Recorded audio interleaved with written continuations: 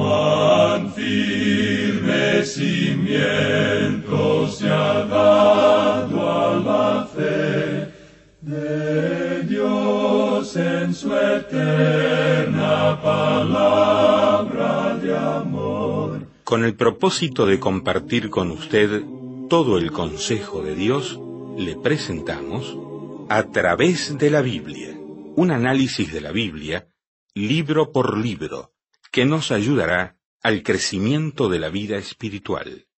Estos estudios fueron diseñados por el Dr. J. Vernon McGee, destacado maestro y expositor de la Biblia. Le invito a que nos acompañe en este fascinante recorrido de A través de la Biblia. Cuán firme cimiento la palabra de Dios. Hola, ¿qué tal? Les habla Lemuel y quiero indicarles que el pasaje bíblico de hoy es el siguiente. Carta de San Pablo a los Efesios, capítulo 4, versos 1 hasta el 6. Efesios 4, 1 al 6. Oremos. Pedimos tu bendición, oh Dios, para este tiempo de estudio de tu palabra, en el nombre de Jesús. Amén. En este día, amigo oyente, arribamos a una nueva sección en esta epístola a los Efesios. Llegamos a la sección que trata sobre la conducta de la iglesia. En los primeros 3 capítulos vimos el llamado de la iglesia, la vocación o la vocalización de la iglesia.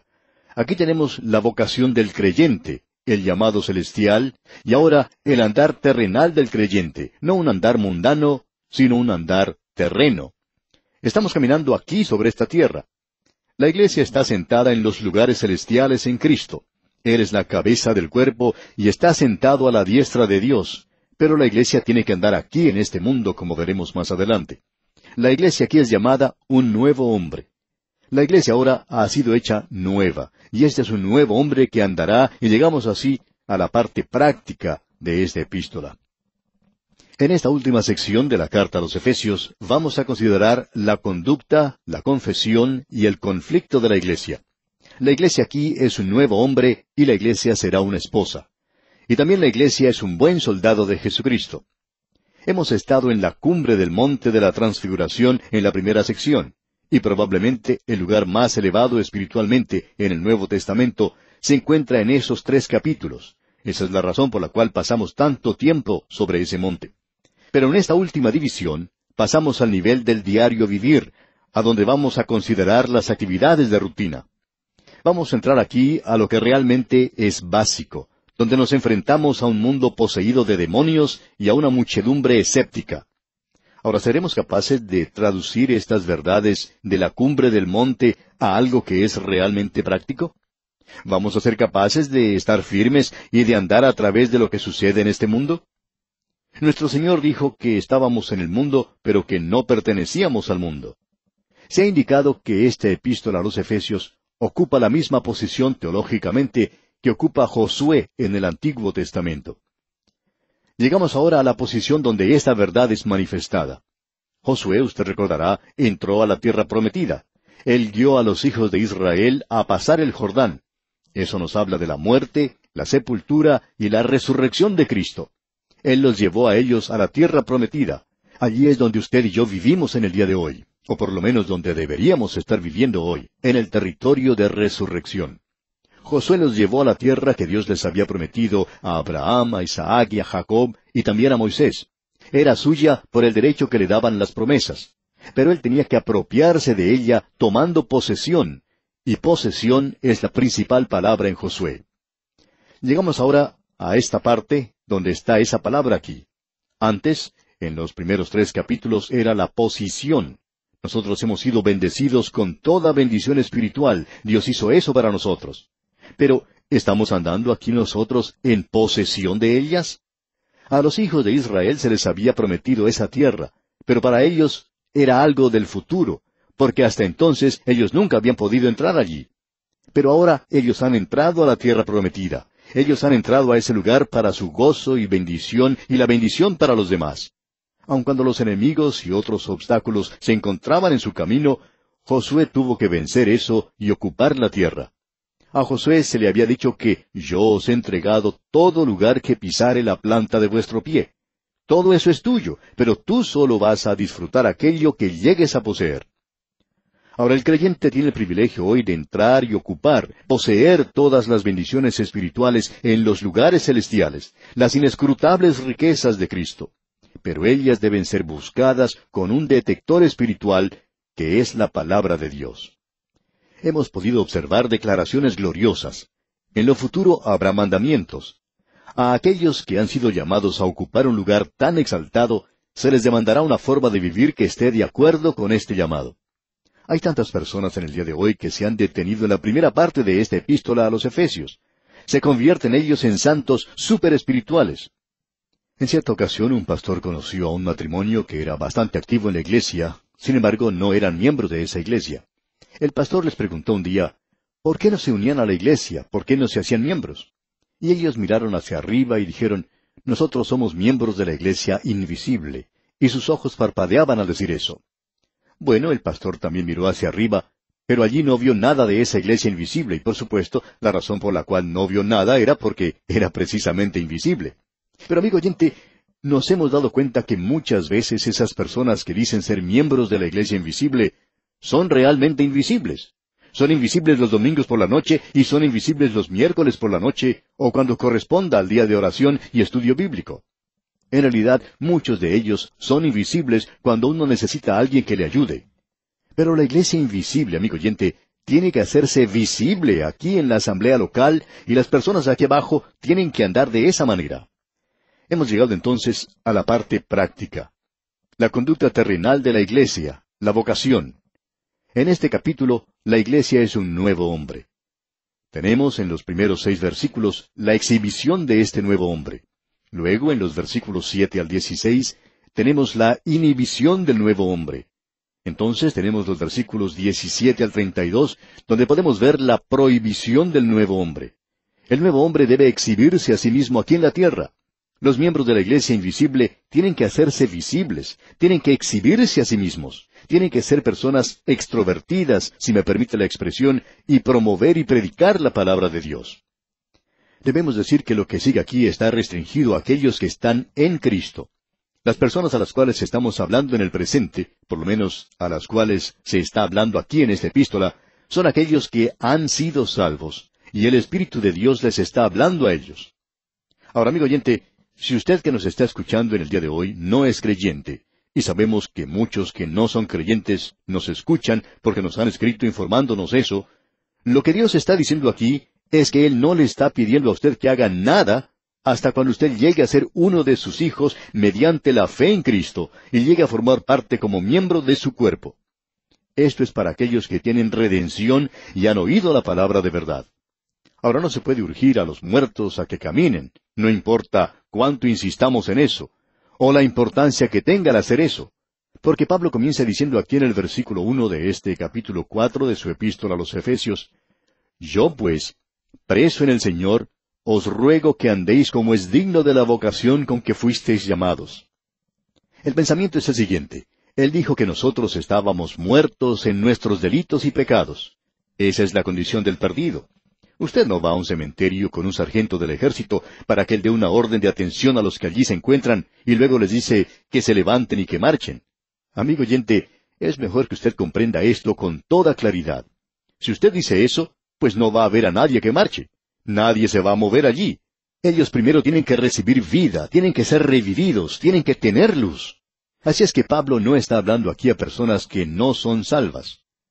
Permítanos decirle, sin embargo, amigo oyente, que para nosotros es un placer tenerle a usted si usted no es un creyente. Pero permítanos decirle que usted debe quedarse como observador nada más y escuchar, porque lo que tenemos aquí le dirá a usted lo que Dios le puede pedir a usted si usted llega a ser un creyente. Y luego, cuando usted observe a su alrededor, usted sabrá si los santos, los creyentes que usted conoce, están viviendo como Dios quiere que ellos vivan. Esto, digamos de paso, es un programa muy bueno para tener a mano y ver si los santos se están comportando como deben. De modo que tenemos aquí instrucciones dadas a un nuevo hombre, no al hombre que está muerto en delitos y pecados. El mundo está diciendo en la actualidad, y las religiones están diciendo lo mismo, haz algo y llegarás a ser alguien. Sin embargo, Dios dice, sé alguien, y luego podrás hacer algo. Leamos una vez más el versículo 1 de este capítulo 4 de la Epístola a los Efesios. Yo pues, preso en el Señor, os ruego que andéis como es digno de la vocación con que fuisteis llamados. El comienzo de este versículo nos indica que Pablo está hablando, considerando todo lo que Dios ha hecho por el creyente y que ya ha sido señalado en los primeros 3 capítulos. En vista de todo esto, por tanto, Pablo es un prisionero a causa de su posición en Cristo. Ese hombre que está ocupando un lugar en los cielos está también en la prisión, digamos de paso. Y él está en ese lugar porque él ha sido un testigo a los gentiles y él les está diciendo a ellos, yo pues, prisionero del Señor, os ruego. Un preso en el Señor. Esa palabra rogar aquí es la misma que él usa ya en su epístola a los Romanos capítulo 12 versículo 1. No es el mandamiento que se escuchó en el monte Sinaí, acompañado de fuego y truenos. Es el gentil llamado del amor. Os ruego que andéis como es digno de la vocación con que fuisteis llamados. Y en Romanos dice, os ruego pues por las misericordias de Dios, que presentéis vuestros cuerpos como un sacrificio vivo. Aquí es el andar como es digno de ese llamado. Este es un llamado para andar en un nivel que está de acuerdo con su posición que tiene en Cristo. Pablo dice en su epístola a los Filipenses capítulo 1 versículo 27, solamente que os comportéis como es digno del Evangelio de Cristo, para que, o sea que vaya a veros, o que esté ausente, oiga de vosotros que estáis firmes en un mismo espíritu, combatiendo unánimes por la fe del Evangelio. Es decir, su forma de vivir, el estilo de vida. En su epístola a los Colosenses capítulo 1 versículo 10 dice, para que andéis como es digno del Señor, agradándole en todo, llevando fruto a toda buena obra, y creciendo en el conocimiento de Dios. Y luego, escribiendo a los tesalonicenses en la primera carta, capítulo 2, versículo 10, dice, vosotros sois testigos, y Dios también, de cuán santa, justa e irreprensiblemente nos comportamos con vosotros los creyentes. Y aquí le está diciendo en Efesios, os ruego que andéis como es digno de la vocación con que fuisteis llamados. Ahora, amigo oyente, la gente quizá no le está diciendo nada a usted, pero ellos están oliendo un aroma, por así decirlo, para ver si usted es genuino o no lo es, para ver si usted es realmente un hijo de Dios por medio de la fe en Jesucristo. Y la única forma por la cual ellos pueden saber es por su forma de andar. ¿Cómo camina usted a través de la palabra? Y de paso, lo realmente importante no es cómo camina usted, sino dónde camina. Usted recuerda lo que nos dice el apóstol Juan, que si andamos en luz, como Él está en luz, tenemos comunión unos con otros. Y eso es andar en la luz de la palabra de Dios. ¿Cuánto tiempo pasa usted, amigo oyente, realmente estudiando la palabra de Dios? ¿O no sabe usted que sus mismos hijos conocen cuánto tiempo pasa usted en la Biblia? ¿No sabe usted también que sus vecinos lo saben? ¿No sabe usted que la gente en la misma iglesia sabe cuánto tiempo pasa usted en todo eso? Y luego, cuando nosotros hablamos de comunión con Dios, tenemos que andar en la luz. ¿Y qué podemos decir acerca del hombre de afuera? Pablo está diciendo, basándome en el hecho de que yo soy un prisionero y que estoy en la prisión por ustedes los gentiles, les ruego, no es un mandamiento, sino que les ruego que hagan esto. Y luego él dice, si ustedes han oído de la dispensación de la gracia de Dios, note usted lo que él está diciendo aquí, si vosotros habéis oído de la dispensación, ahora esa es la administración de la gracia de Dios. Usted y yo estamos viviendo en la dispensación de la gracia. Ahora alguien quizá diga, a mí no me gusta eso, yo no soy un dispensacionalista. Bueno, todo lo que podemos decirle es que usted debería hacerlo. Si usted cree en la Biblia, usted es una clase de dispensacionalista. Quizá a usted no le gusta hacer como lo somos nosotros, y esperamos que usted no sea una persona que vaya a un extremo, pero esperamos que usted crea que vivimos hoy en la dispensación de la gracia de Dios, porque eso es exactamente lo que Pablo está diciendo aquí. Nosotros no lo hemos dicho, amigo oyente. Nosotros no inventamos esa palabra. Tampoco ninguno de los que comentan la Biblia. Sale de aquí de la epístola de Pablo. ¿Se le parece bien? Él es quien nos da la palabra. Otros también la utilizan.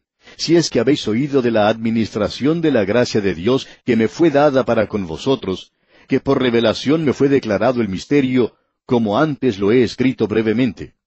¿Sabe una cosa, amigo oyente? Hemos cometido un error. Habíamos comenzado andando en el capítulo 4 y ahora estamos recorriendo parte del capítulo 3 otra vez.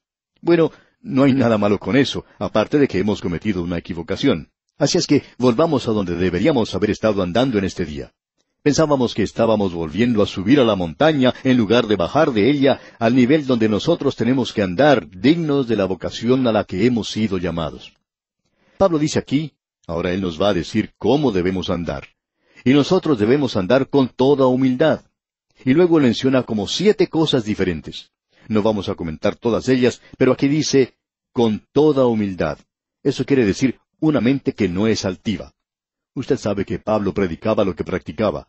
Es lo opuesto al orgullo, y usted encuentra que en la vida del apóstol Pablo, él siempre demostró humildad.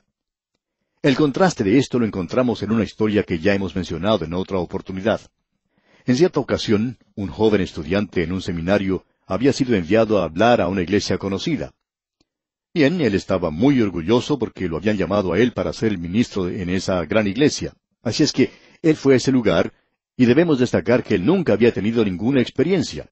Él era un joven muy inteligente en su clase y en su estudio, pero cuando se puso de pie para hablar a la audiencia, experimentó algo que nunca había conocido antes, y ese era el temor de hablar en público. Él se había olvidado de todo lo que sabía. Se había aprendido el mensaje de memoria, pero se le olvidó. Había olvidado todo. Así es que, a tropezones, él pudo finalizar algo de un mensaje.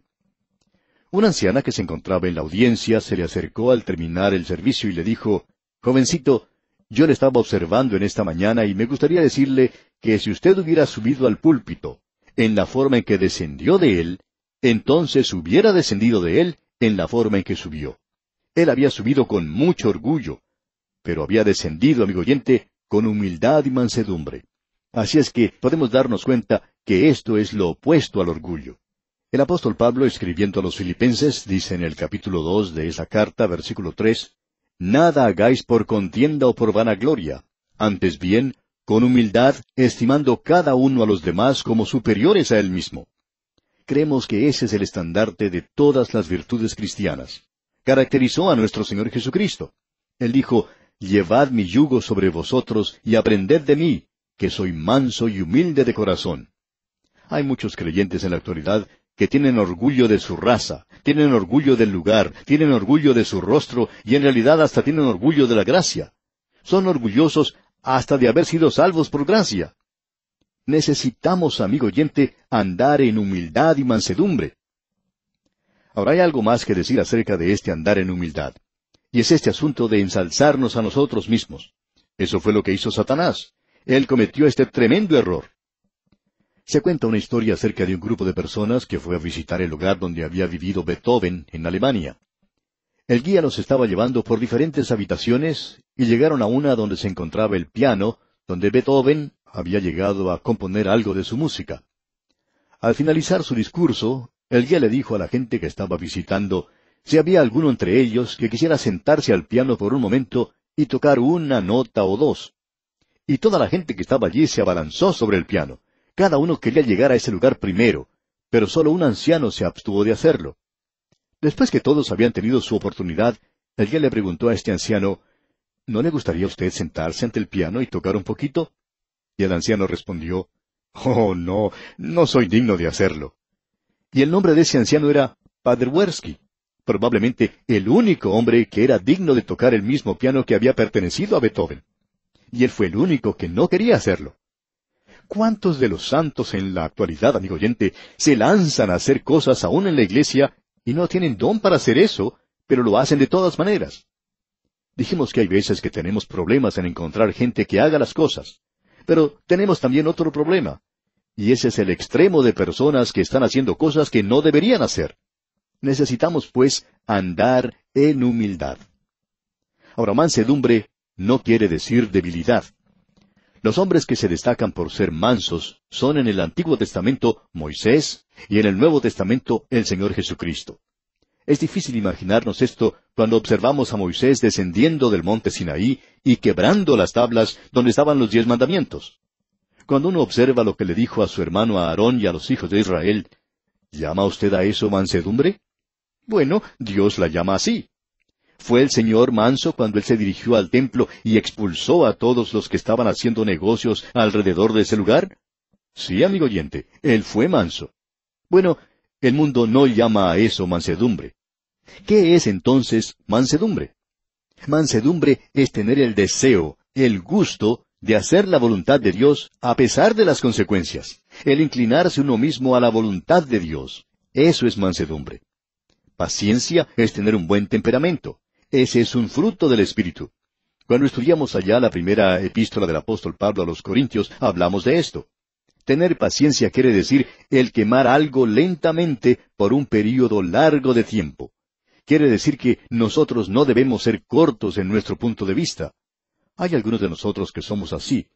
Repetimos pues que este es uno de los frutos del Espíritu. Ahora, la cuarta cosa que notamos aquí es lo siguiente: soportándoos con paciencia los unos a los otros en amor.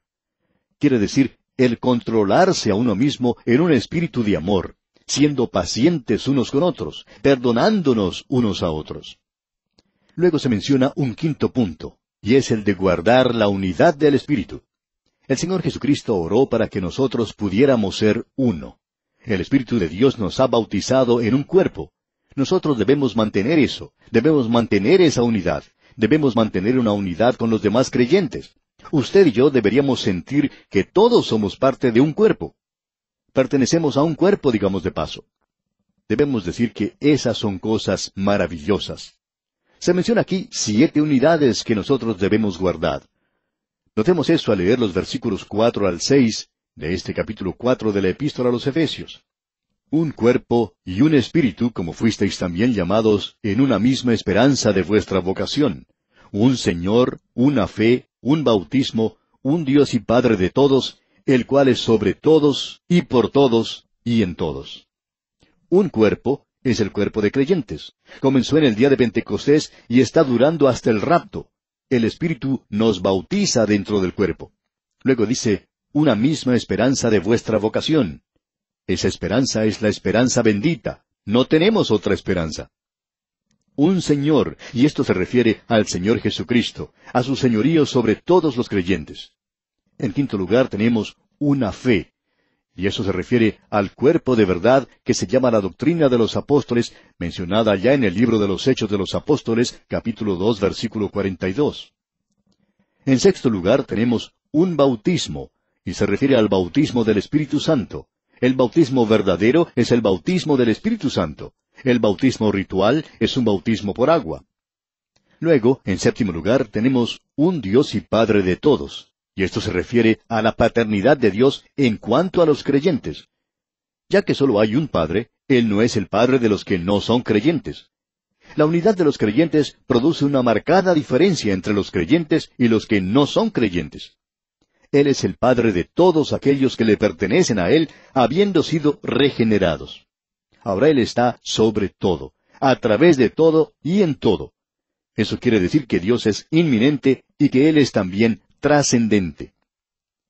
Como podemos ver, amigo oyente, nos encontramos en una hermosa sección de la palabra de Dios. Y aquí vamos a detenernos por hoy porque nuestro tiempo ya ha terminado. Sin embargo, retornaremos Dios mediante en nuestro próximo programa y le invitamos a acompañarnos. Mientras tanto, le sugerimos leer los siguientes versículos del capítulo 4 de esta epístola del apóstol Pablo a los Efesios para proseguir con este interesante estudio. Hasta entonces, pues, amigo oyente, es nuestra oración que el Señor le ayude a caminar como es digno de la vocación con que el Señor le llamó. Lamentablemente el tiempo se nos ha terminado. ¿Qué le ha parecido el programa? Nos gustaría saber cómo le ayudó. En pocos segundos más le daré la dirección para que nos escriba. Usted puede escuchar, a través de la Biblia, de lunes a viernes, en esta emisora y en este mismo horario. Será un grato placer poder enviarle las notas y bosquejos de este programa. Estos libritos, sin costo para usted, le ayudarán a seguir paso por paso los estudios en cada libro de la Biblia. Su apoyo a este programa es muy importante para que podamos continuar día tras día con estos estudios bíblicos por radio. Pedimos su apoyo en oración y con sus ofrendas y donaciones para que podamos continuar en esta emisora. Si necesita más información o sencillamente para que nos cuente acerca de los beneficios que recibe de este programa, escriba a la siguiente dirección: A través de la Biblia, apartado 2805, Miami, Florida, 33265, 2805, Estados Unidos. Repito, programa A través de la Biblia, apartado 2805, Miami, Florida, 33265, 2805, Estados Unidos. Por correo electrónico, escriba a atv@transmundial.org. Telefónicamente puede llamarnos ahora mismo gratuitamente al siguiente número: 1-800-880-5339. 1-800-880-5339. Amigo y amiga, nos tenemos que despedir ya mismo. Pido a Dios que le bendiga.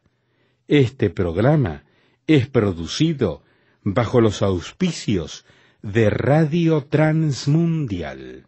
Todo lo pagó Cristo, quien por mí libremente derramó su sangre carmesí.